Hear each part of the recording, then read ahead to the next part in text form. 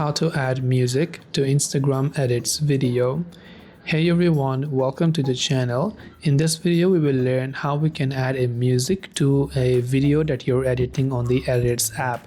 So on the Instagram Edits app, while you're editing video, let's say you want to add a music, what you have to do is from the bottom toolbar you can see so many different options. All the way on the left hand side you can see this option right here that says audio. So essentially what we want to do is tap on this audio tab, and you can see different type of music that Instagram Edits library has, but you can also go to trending, again even import from files. So if you tap on this icon you can select import from files and choose an audio from your device, and that audio will be added onto the editing timeline. This way you can add music to Instagram Edits videos. Hope this video helped you. Thank you for watching and see you in the next video.